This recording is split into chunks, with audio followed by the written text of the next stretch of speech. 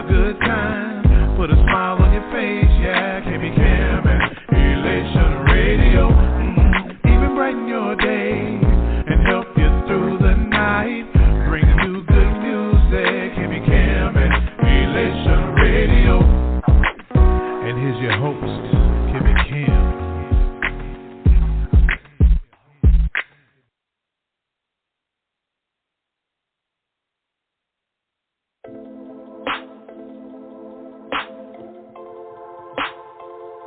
Lady Michelle Austin.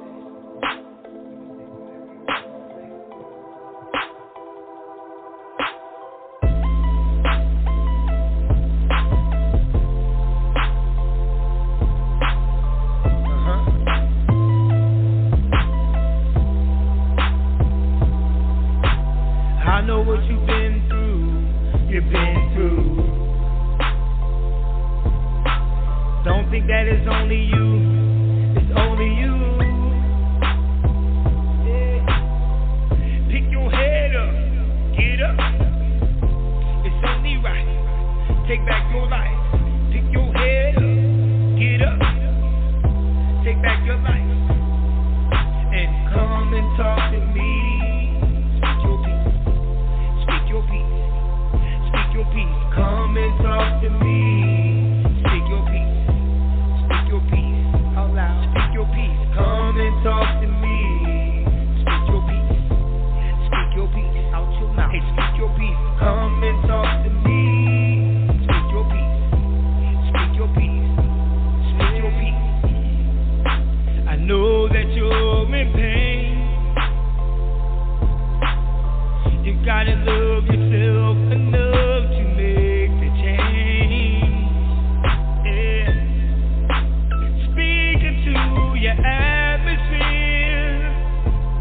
yeah. Take away the power of your fear. Pick your head up, get up. It's only right. Take back your life. Pick your head up, get up. Take back your life.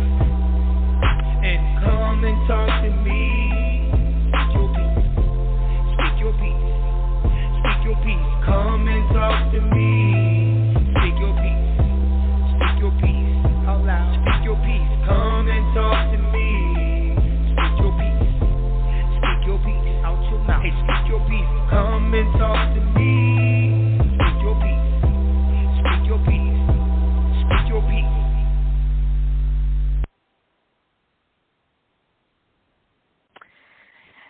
Driver Nation, hello.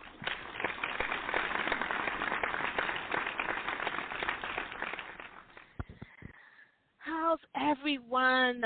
I am so happy to be here. Y'all know I'll be over here jamming to my theme song, Speak Your Peace. Come and talk to me. I love it. I love it. I love it. We always want to give a shout out to our Dre Bell, the producer, for that amazing theme song that he wrote for us. Love it, love it, love it. And I can't really dance. I can't really dance, y'all, but I'm trying to get it together. I'm trying to get it together. So you are listening to Speak Your Peace with Lady Michelle, and I'm your host. I'm your host, Lady Michelle, and welcome to our virtual safe zone. We are here today. We have an amazing show for you. We are ending Domestic Violence Awareness Month, and we got something good for you tonight, right? We got something that we're going to bring this thing on to an end. Well, it's not really ending. We just ending the awareness month part of it that the world gives us October. But you know, here at Speak Your Peace with Lady Michelle, we do domestic violence all year, right? So we're always doing something. We're always bringing you some type of awareness from, you know, all the different angles. So tonight we're going to end it with that part. But before that, we have to do a little bit of housekeeping. We always have to do the housekeeping. And bringing that to your attention, I want you guys to know that this platform is centered around the education of domestic violence, toxic relationships. We're always going to talk about the different forms of trauma. We're talking about some self-love here. We talk about finding your voice. And, those are just a few of the things that we talk about. We have so many other topics that come up. And, of course, anytime you have a topic that you want us to talk about, you can always let me know. And Speak Your Piece with Lady Michelle was really designed with each and every one of you in mind. We wanted to make sure that we were bringing things to you that could enlighten you, that could educate you. We definitely wanted to keep inspiring you and empowering you. Now, we got to go here with this part. Always go here with this part. We got to make the disclaimer. All content of this one right here that you're listening to is intended for general information purposes only and is not intended or implied to be a substitute for professional mental health, for trauma advice, or therapy sessions. That's it, right? You got that? Y'all following me? You must never, ever, ever, ever disregard or delay seeking professional treatment based upon any content that you're going to get from this podcast. I want you to promptly, immediately, consult your physician or call 911 if you ever believe that you are having a medical emergency. Don't tune into us. I want you to take care of your business. You can always catch us on the replay, okay? And, I always tell you guys that, if you are, if you're feeling triggered or, something that we're speaking about, if it's something that's, coming at you in a way that is not healthy to you at the moment, y'all know I want you to turn this thing off and take care of yourself first. You can always come back and listen to us. We love you. We want to make sure that you are okay before you are tuning in to any kind of show. So just want to put that out there to everybody. Y'all know I love y'all so very, very, very, very, very much. So I want to make sure, and I want the best for you. We know that during this past couple of years, I think we're getting ready to come up on 3 years of the pandemic. And so many of us, we went through that thing. We was feeling some type of way. We went through some stuff, right? And so that was one of the goals that we have for this podcast, is that we wanted to make sure that we helped to create something that the listeners could look at, they could listen to rather. It could be something that they could integrate into their lives and give them something that was deeply satisfying and really could help them to become a whole person. And so that's what we do here. We definitely talk about trauma because that's a huge part of it, a huge part of the domestic violence part, and we want to make sure that we're covering that and we're covering the childhood trauma and things like that. But we have to talk about other things that's going to help us to really show up as that whole person. And so really trying to figure these things out sometimes, and we got to reevaluate our lives, and if we're going to ever be into this thriving part that we're supposed to be in, we gotta work this thing out, right? We gotta learn about all kinds of different things, and so that's what we have for you tonight. We got something that's gonna knock your socks off. So, y'all ready? Are y'all ready? Y'all ready? I'm ready. I'm excited. So I'm going to get ready to introduce my guest for tonight. I think I took care of all of the housekeeping rules. Y'all know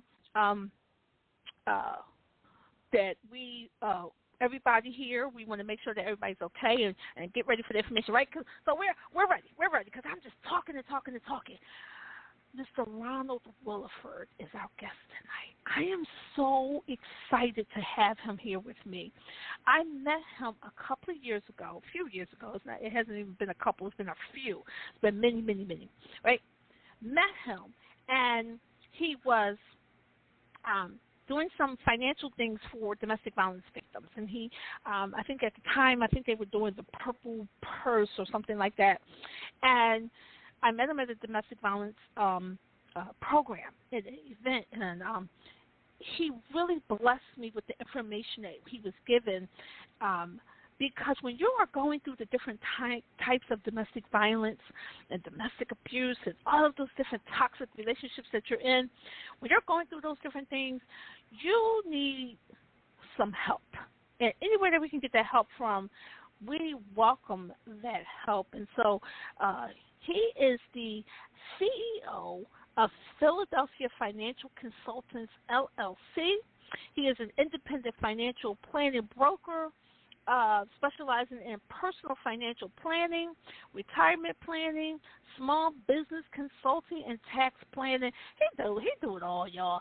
Help me, Thriver Nation. Welcome, Ron Williford. Yay! Ron, Good evening, Lady Michelle. Yeah, how are you? I'm good. You are not going to come on here tonight with this very right voice. Come on. I love it. Hey, how you doing tonight? Good to hear from you. Awesome. It is great to hear from you, to talk with you tonight. Thank you so much for accepting the invitation to be my guest for my podcast tonight. I thank you for that. Oh, you're more than welcome. Pleasure to be here this evening. Awesome. So listen, you're going to help my Thriver Nation tonight. And we are known as the Thriver Nation because, of course, our tagline is no longer a victim, more than a survivor. I am a thriver. So we are the Thriver Nation here, everyone who listens to our podcast. And we're excited that you're going to help us as we end Domestic Violence Awareness Month, but of course not domestic violence awareness. So you're going to talk tonight about financial abuse and just the different ways that we can work when we come out of that. So a lot of times when people come out of domestic abuse and the other person has been the sole controller of the finances, we really don't know how to work through it, and you're going to help us through that tonight, right? Exactly. All right, so I'm going to let you get started. Tell us a little bit about yourself. Why did you even get into this? What made you want to start helping the domestic violence victims? Okay, great. Yeah, I've been in the financial planning business for about 36, 37 years. I got started working with victims or survivors of domestic violence back, I guess it's been about 10 years ago. I was working with Allstate, the Good Hands people, was part of their and one of our missions, one of our goals is we were involved in domestic violence, and we wanted to make an impact on how we could reach this population of our society. So I became very involved.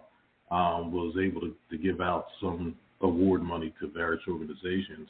I was invited to a workshop, and I was asked to talk about financial planning and address the domestic violence survivors. And what I found out is that a lot of times, just listening to the stories, you're leaving an abusive relationship, and sometimes you're leaving with just the clothes on your back. So my approach, I had to rethink the way that I looked at things, because most of the time when I'm talking to someone about their finances, they already have finances. So the first thing I had to step back and say, well, how can I design this talk to be able to reach people that have nothing and able to take whatever they have and become a resource and use those resources to move forward. So one of the first things that we talk about budgeting.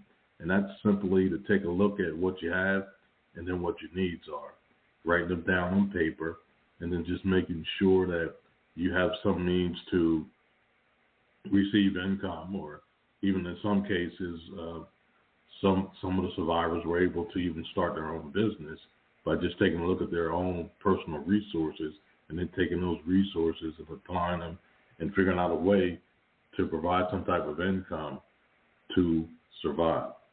And, I've heard the stories where some of the women would go and buy stuff and use the receipts, return the item just to provide themselves with enough cash to be able to, to get away from that abusive situation.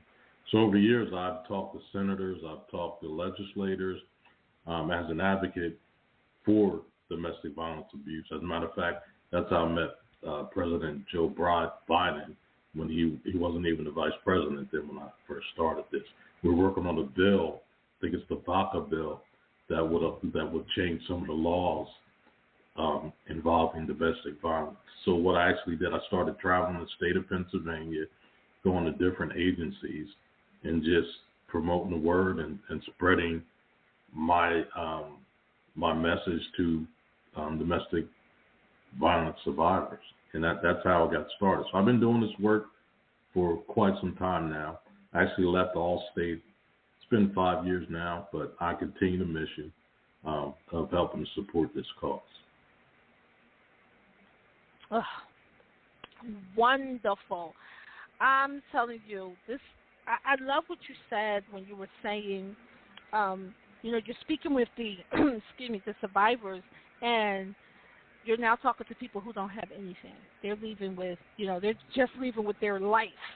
And I love that you changed the way you were approaching them. And you said, okay, well, now let me teach them how to now budget, because before they didn't have any control over their money at all. So now let me help them and meet them where they are, and then we can move from there. I love that approach, because it really makes it easier for someone who's already feeling some type of shame and guilt and things like that, because they really don't know how to manage their money. They don't have a lot of money. And so I love that you help them in that area. Thank you for that. Yeah, I think in a lot of cases, you meet a financial consultant or a financial planner, and most people think I got to have a whole lot of money. That's never been my approach. I mean, if you have a penny, we try to make that penny grow and find some ways to increase your livelihood. Everyone says, well, you don't have enough money to work with me. I've never taken that approach. My background is I'm going to meet you where you're at. And I've always taken that approach. And I call it from square one. So if your square one is empty, I'm going to help you to fill the square one to get you to the next step. Awesome. So let me, and I really probably should have started out like this, but that's okay, because it's my show. I can do it the way I want to do it, right? That's right. Let me start off by saying, or let me kind of jump in here with it and really tell those who may be listening who may not even know what financial abuse really is. And so financial abuse as it relates to domestic abuse, because there are a lot of different types of financial abuse. But as it relates to domestic abuse, it is a common tactic that's used by abusers to gain power and control in a relationship. And so the forms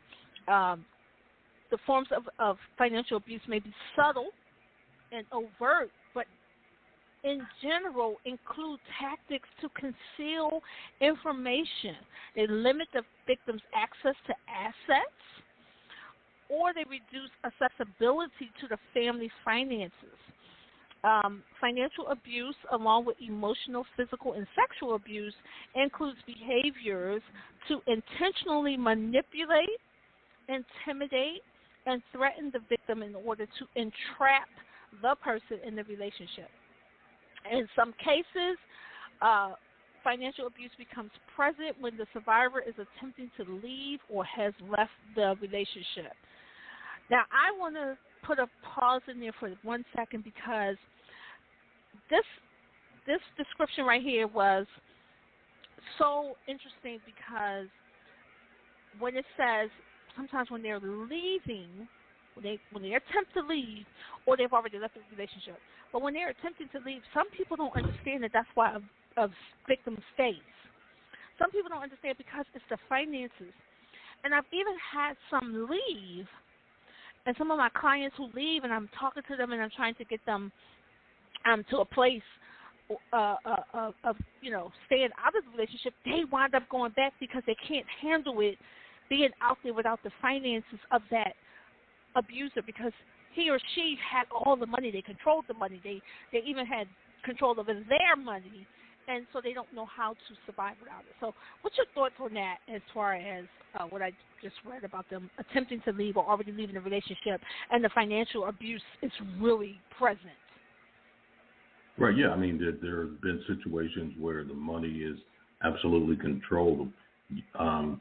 Go to work every day, and you don't even see your own paycheck because it's deposited into, you're forced to deposit it into a checking account, which you have no access to. Also situations where your credit's used to purchase a car. So a lot of times when you're leaving a situation, your credit's shot. You can't even borrow any money. You can't. Your credit scores are absolutely horrendous.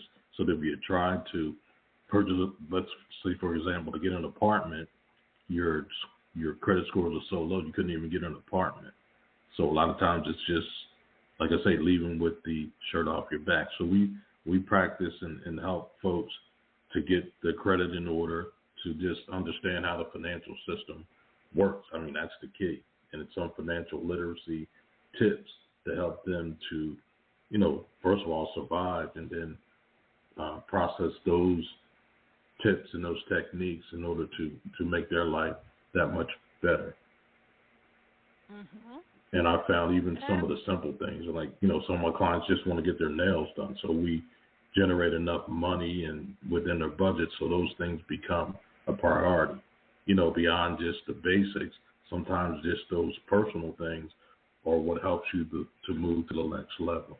And I think as financial planners, we kind of say, well, you're wasting money in this area, when in fact this area that we presume is being wasted is actually therapeutic for you. So, that's a whole different holistic approach that I use. Oh, I love that. That is really good, and I'm so sure that you have seen a high success rate with those who you have worked with by using that approach. Yeah, I mean, it has to be a relationship. It has to be a relationship, and that relationship, you've got to understand your client. So it's a part of the relationship, and you've got to be very understanding of that person's personal situation and able to guide them in the right direction. I think a lot of times we have a preformed opinion of people, and so you got to put that aside and just be there with your whole heart to be able to help folks. Yeah, I love this because when I think about when I left my abusive relationship, I did have a job already, but because of the abuse that I experienced as a child, my mom, of course, because she's the mother, is controlling all the finances, of course, right?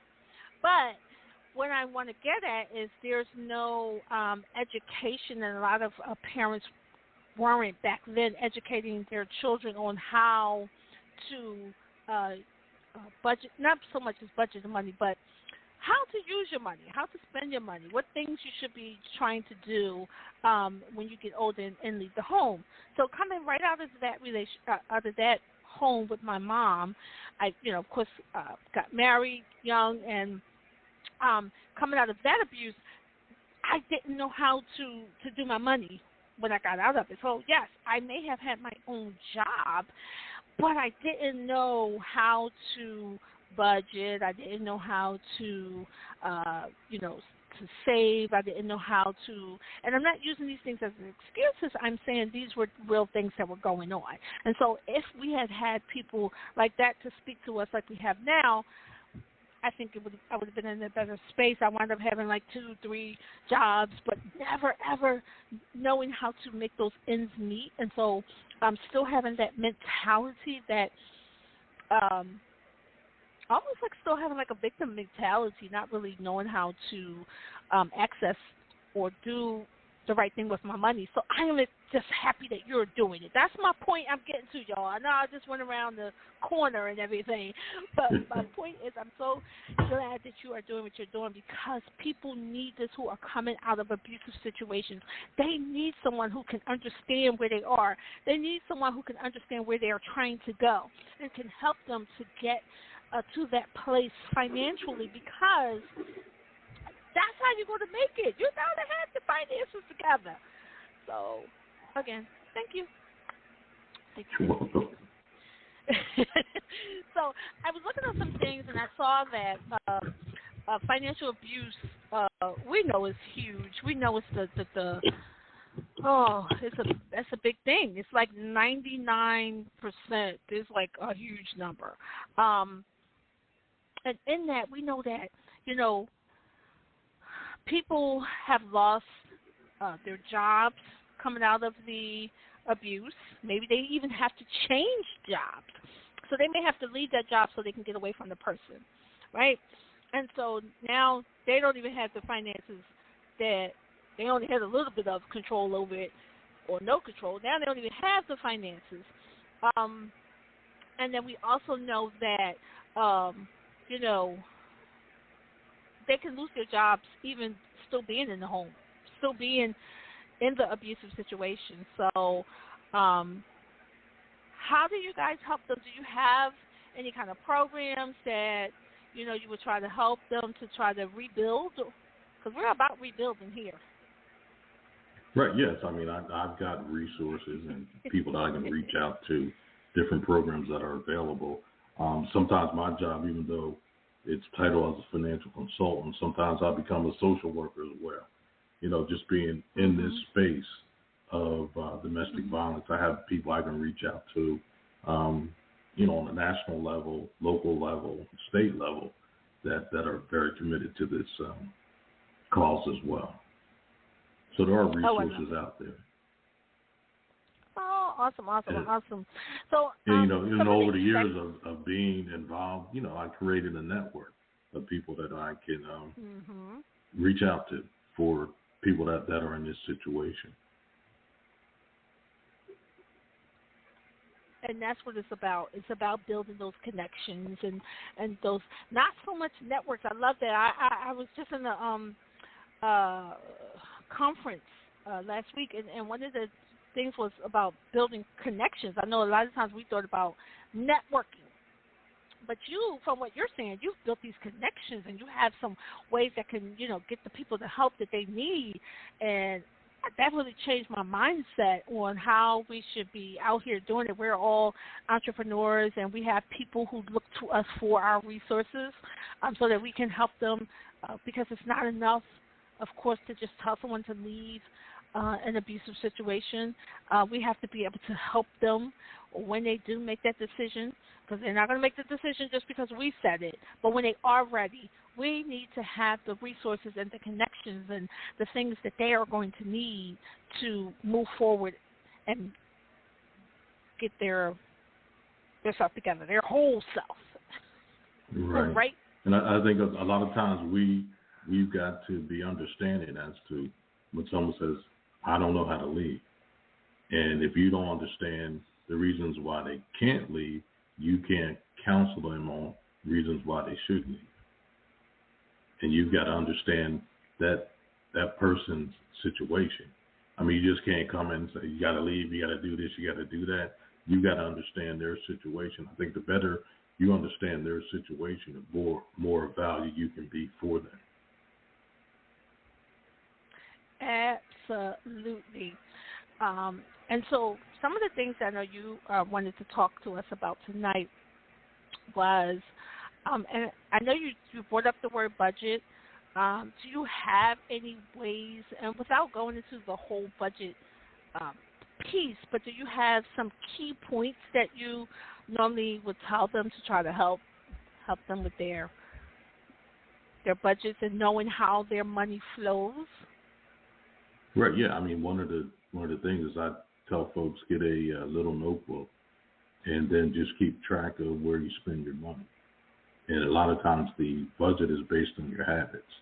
Like for me, for example, I used to get, when I would get gas, there were two gas stations.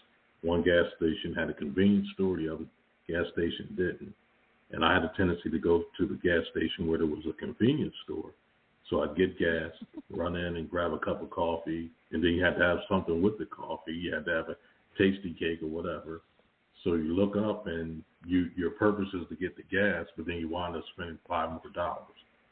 So just by shifting my habits and going to the gas station where there wasn't a convenience store, I didn't spend that additional $5. So 3-4 times that you get gas a week, that's $15. You multiply that by 4 weeks, that's $60 you could save and put somewhere. So it's just practical, simple things and just learning what your lifestyle is and then making some tweaks in your lifestyle. Because 80% of budgeting is habits. So if you shift some of your habits, you may be a 3-pack-a-day smoker. So you try to shift those habits. You might go to Starbucks to get a cup of coffee, but go to Wawa, you'll save about $4 every time you get a cup of coffee. So it's just shifting some of your habits, and I think that's the first step to creating a budget. Wow. Okay, so you just helped me out. I need this myself because leave those caramel macchiatos alone, right? At Starbucks. Oh my goodness. So mine that latte. Right. So everybody knows that and if you don't know, you now know that I am a avid Pepsi drinker. Pepsi. So I call myself saying, okay, I'm not going to buy the Pepsi when I go to the market because I'm not going to drink any this week. This is what I tell myself. So I'm going to be good. I'm not going to drink it. I'm not going to get it from the market because if I buy the 6-pack or the 2-liter and all of that stuff, then that's going to make me drink it, right? So I tell myself I'm not going to do it. But then I wound up buying, 2 bottles of soda from the, corner store or something. Right. 4 days out the week. So I didn't mess myself up because I could have got it when I was at the market and paid the lesser amount, right? Yes, it's funny. I started shopping at Whole Foods, and people say, "Well, why do you shop there? It's expensive." I think I actually save money because a lot of the snacks and that other type of stuff they don't sell it at Whole Foods. So I would have gone to the regular store, and I'm going to buy chips. I'm going to buy all this other stuff. But then you go to like a farmer's market where you buy produce, and it's simply food that you can eat. You actually will wind up saving money. Wow. Because you're spending more on your necessities. Yeah, you're spending more on your necessities. I mean, every time you go to the checkout line, there's gum, there's candy. When I go to the regular store, I'm picking up a Snickers bar, or I'm picking up something in the checkout aisle, versus going to some of the other alternative, quote unquote, health stores where you have produce. You don't find that type of stuff in the checkout aisle. So in reality, you actually would save money because you're not buying all that extra stuff. Wow. So that's a great segue into what I wanted to discuss next, which you really kind of got into it, but really discussing about the wants versus the needs, the goal setting, things like that. So I know you were touching on it really briefly just now, but can you go a little deeper into that? And don't step on my toes right now because I like to buy shoes. So I feel like you're getting ready to tell me I'm going to have to stop that or something. Yeah, I mean, I've almost become a minimalist because I looked in my closet, especially during COVID. You put on a couple extra pounds, and then I look at some of the clothes that were just sitting with tags on them that I wasn't wearing. They were already a year or so old. So I started reshaping my thinking and saying, hey, there's certain things that I like to wear. So that's what I buy. Someone will run out and pay $300 for a pair of Jordans, and in 2 months, they're not worth what you spent for them. So sometimes it's just delayed reaction. And a lot of times you buy stuff off season. So now we're going into the winter season. So you buy stuff from the summer because all that stuff is half price. And if you're not buying things that are based on a fad, like the latest thing, you buy basics, pair of jeans, a shirt. That's something that you're always going to wear. You try to stay away from the trendy stuff. But I think by developing that mindset, you wind up saving money so that every now and then you do splurge on something. But it's not coming directly from your paycheck. It's money that you actually saved for. Because a lot of times if you delay the reaction or it's delayed the gratification, you save for what you want. So if you want that pair of Jordans, save X amount per month instead of running and purchasing it from the next paycheck. And most folks are probably a paycheck or two away from being broke, being without a home, because we have a tendency to live paycheck to paycheck in our society. And it's all about the delayed gratification, And there's actually, if you have Netflix, there's a show on Netflix. It's called A Minimalist, and these guys were high-flying, six-figure guys, and they broke down their lifestyle to just what they needed. So they lived within a room. He said he wore basically the same clothes and certain things that he liked, so that's all he had in his closet. And the cell phone, we purchased a cell phone, the latest cell phone. We always got to have a cell phone. We forget what the cell phone is actually for. It's to make a call. Who cares if your cell phone takes a better picture? It's all about the convenience of being able to make that call. So, just little things like that. Mm-hmm. Mm-hmm. This is good. This is good because I was going to ask you, what do you say to the mother or even the father, because we know that domestic abuse and financial abuse and all of those things are not gender specific, and so it could be happening to a male just like it's happening to a female. And I was going to ask you, what you say to them? They're coming out of this abusive situation. They're now trying to start over.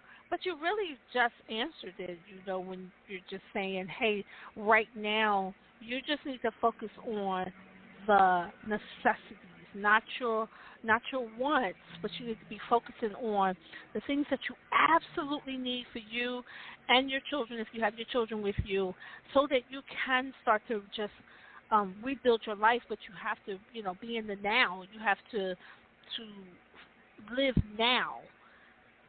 And we'll get to those other things later on as time permits.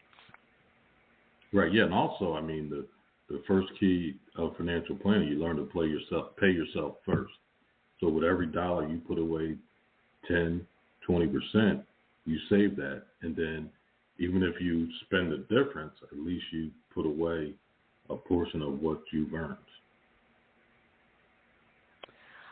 Oh, yeah, I don't pay myself. I know. I've heard that before, and I need to get back to doing that. At one point, I was trying it, and I don't even have an excuse anymore. My children are fully grown on their own, and now I'm just, I may have to stop buying a bunch of shoes and some other things that I have been doing. And you're right, the pandemic really taught us that we don't really need all those things, and we weren't going anywhere. We weren't wearing them anywhere. I'm still working from home, and many others. And then, I done put on a few COVID pounds. So, now it's like, just get some tights and a big T-shirt or something that, you could look at least presentable. But this is a really good information that you have given to our Thriver Nation. I just want to just reiterate a few things about financial abuse, because I want to make sure that they understand that that's really what we're covering tonight, and then how you're helping them to process through that, and what they can do once they get out and once they are trying to make a new life for themselves. But for for those who are still in it, I want them to understand what it even is, because believe it or not, some people, they don't know. They're in it and they don't even know that they're being abused. And so we want to make sure that everyone who is listening to this knows, again, what it is, what some of the, what it looks like, that kind of stuff, because it can get past you. Again, we said it's subtle, right? It can get past you. You may think it's nothing wrong with giving my spouse or, my significant other all of my money, putting it all in one account, because they may use something like, oh, hey, I know that you've been going through a lot, or, I'm pretty much better at organizing all of the money and paying the bills. So just put everything in one pot, and I'll just give you a little allowance every week. It could be something as subtle as that. And before you know it, you no longer have access to the account. You don't know what's going on, Yeah, I always recommend that, if you're in a relationship, you should have your own account, and then you have one account where you contribute that's going to pay the bills, or you send your portion of the bills from your account. And that's where you have some degree of control. But sometimes that's difficult because in a lot of relationships, we finger point to one person that's going to handle the bills in the house. Right. So some of the examples of financial abuse can also be this part right here, and I want to make sure I get this out. It can be forcing a partner to miss, to leave, or to even be late for work. That's a part of financial abuse. It can be something harassing a partner at work. So while they're there, you know that they are a customer service rep. You know that they can't have their phones at their desk, but you are harassing this person and making them have to call you. They have to check in. They have to answer you every time you call. So it can be certain things like that.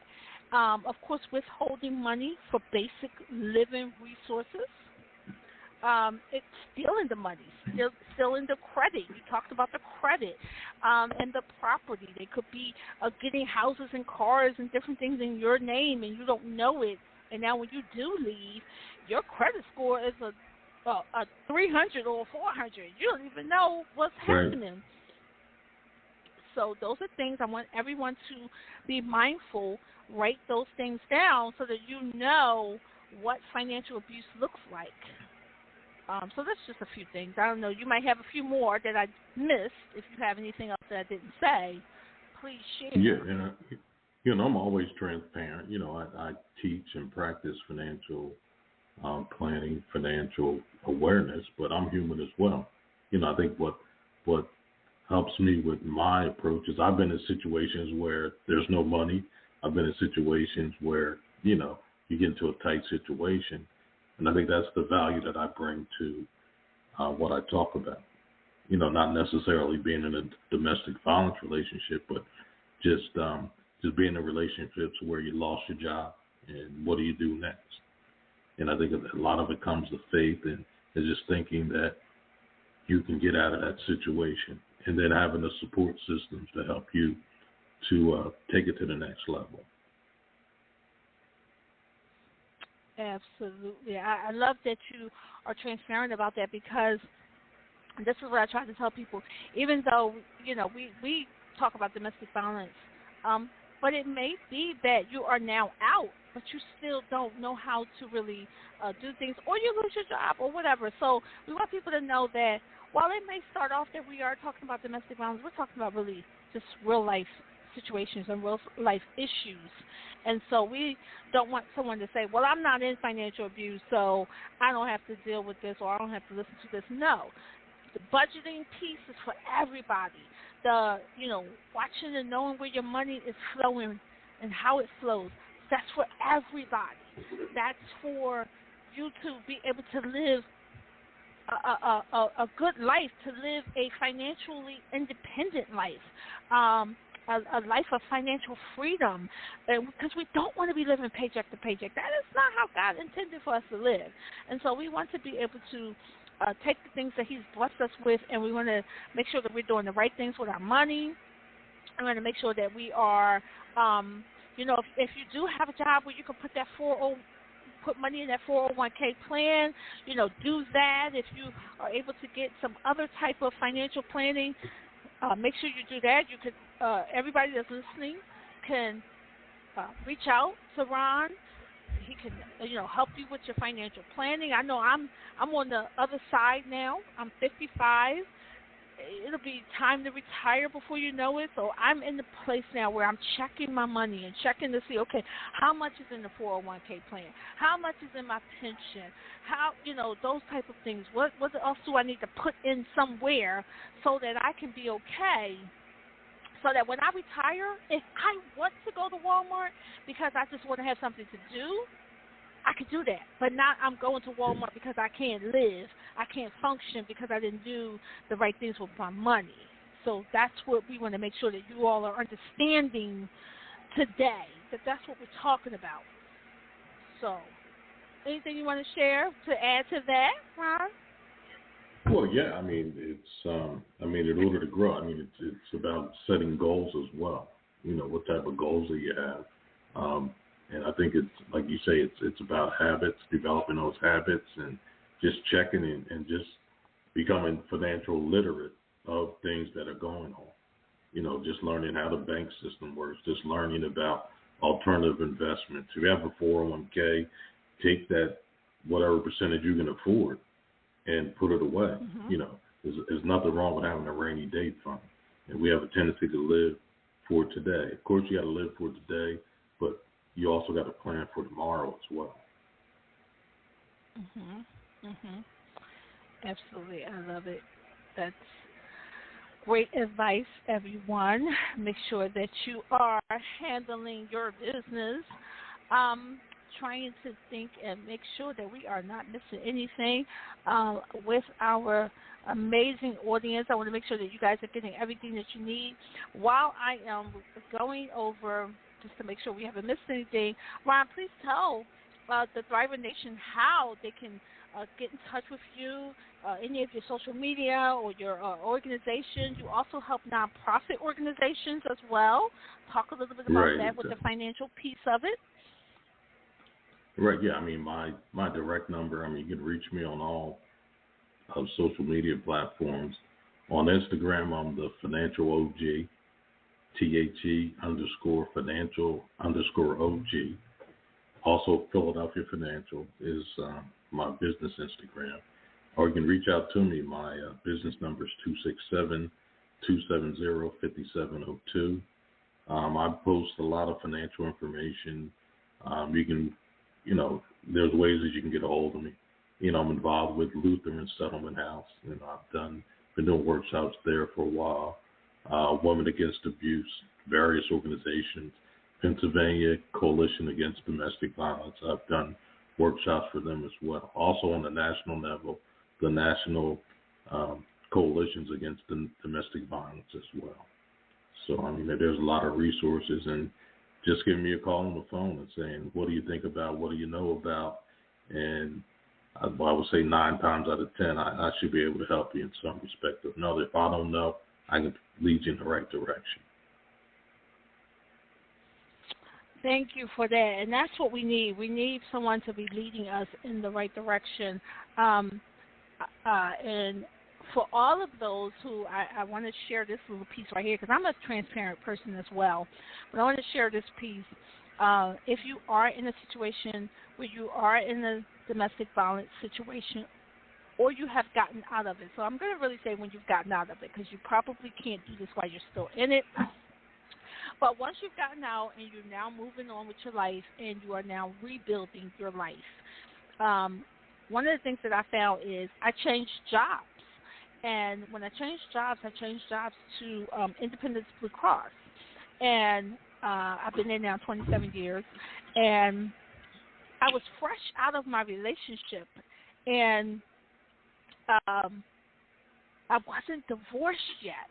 And so I didn't put my ex-husband, I'm saying ex now, but at the time he was an ex. I didn't put him on the paperwork because I wasn't with him anymore. I was gone out of the home. I had moved on with my life, and I was just trying to do better, right? And I remember them saying in HR, you have to put him on the paperwork because he is still your husband. And I thought to myself, oh, my God, like if anything happens to me, he's going to get my pension. He's going to get all of these things. And so I'm bringing this to your information because it is very important. I had to go get my divorce. In order to keep him from getting my pension, I had to go get the divorce. Make sure that your divorce is very specific, that they know they cannot get your pension. Everybody's different. Every job is different. Every state is different. Every person is different. And you got to really work with your lawyers to see how it's going to fit your situation. But I had to make sure that he couldn't get my pension if anything happened to me. And I'll tell you how petty I am. They told me I had to write his name on the paper. I put it in the very corner of the paper. It just was on there, but I ain't put it in the I'm trying to get delivered, y'all. I'm a little petty. But I was so adamant about doing that, and I made sure that I got that divorce paper and that paperwork was inside my my folder, my HR portfolio and things like that, just to make sure that he could not touch that. That is very important because you think that you're just out of the relationship and you're not divorced or you haven't made that very specific. These people can come up and still take your pension when you die, something like that. So I just want to put that out there. Right, and well, in the state of Pennsylvania, your ex-spouse can't be the beneficiary on your life insurance. Not unless it's by divorce decree. Right. Right. Yeah. And then also that's with true your for your life 401k, insurance. right. Also with your 401k, there's a thing that's called a QDOR, Qualified Domestic Order, and when you're going through a divorce, your spouse can actually request, depending on the assets that you're dividing, they can actually request a portion of your pension. See? Woo, look at that, Lord. I'm so glad I made it past that part. Right, yeah. So, you're looking for that divorce. That's going to be on the settlement table. You might wind up, like Eddie Murphy says, you might wind up giving up half. Listen, I'm telling you, and that is not fun. So, take heed, everyone. Make sure that you, because we have listeners from all over, so whatever state you are listening from, make sure that you find out what the legal status is for that. But that is something that I certainly want to share with everyone. All right, so we are, look, this hour is going so fast. We're coming down to the end. Like, oh. Wow. It goes so quickly. Are there any final thoughts that you want to give to the Thriver Nation concerning all that you have talked about? Yeah, I think the key is just getting up to speed on financial literacy, knowing how to budget, knowing how to set goals, learning what your habits are, and then maybe sometimes adjusting those habits. The key is valuing yourself, making sure that you know that you are somebody, and then going forward, you'll begin to prosper. I think it all comes down to developing that mindset, the mindset that you're going to make it. Awesome. Thank you so very much. And I just want everyone to know, y'all keep your eyes and ears open. Ron is one of the persons that we're going to be featuring in our next magazine. We do have the Unbreakable magazine, and we're just getting some things together. We had a little bit of personnel changes and things like that, but it is coming out, y'all. Y'all keep your eyes and ears open and be ready to make your purchases of the Unbreakable magazine. He is going to be one of our featured guests in that magazine and giving us some information just like what he gave us today, and just really keeping us abreast of what we need to do financially.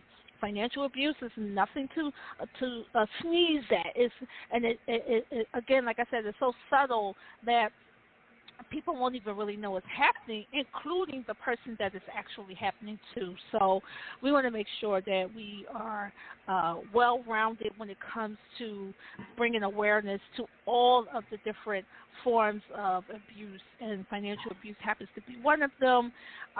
This is the end of the Domestic Violence Awareness Month, which is ending, actually tomorrow is the 31st of October.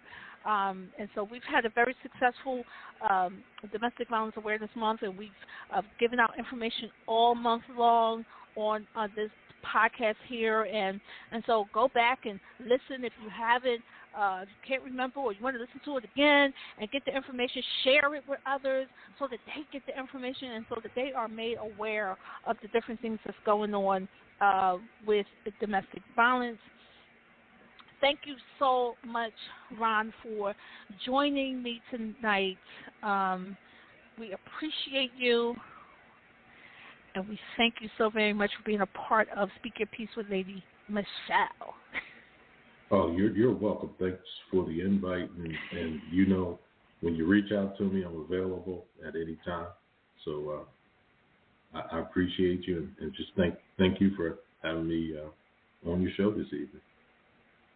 Oh, so awesome. Yes, he is very much, whenever I reach out to him, he definitely answers the call, and I do appreciate people like that. Again, like I said, I wish I would have had people like this around when I was going through it, but guess what? They are around now. And so we use them for what we need them to do now to help survivors and thrivers now. And victims, we're not going to leave the victims out. We just like to use the other language because we don't want people to think that that's all they are is a victim. But, you know, we're going to help you if you're still in there, you're surviving that thing every day. We are here for you. So, y'all know I get excited and I start talking really fast. I'm going to learn how to slow it down. But I want to leave with this quote, and I have, of course, some final words, but I want to leave with this quote. Financial abuse is like underground warfare. The battle is being waged, but many times it's unbeknownst to the victim since there is no clear and present danger. And that quote is by Susanna Quintana. Very powerful quote. I always love to use quotes because they really speak volumes to what I'm trying to say, and they align with my thought, and so they add something that's memorable. So I love the quotes. So we ended with that. My final thoughts, of course, you know, always, I talk about being kind to one another. Kindness goes a long way, and I don't want you to ever stay there with just being kind to others, but I want you to take a step forward and be kind to yourself. And, of course, don't ever forget that you are no longer a victim.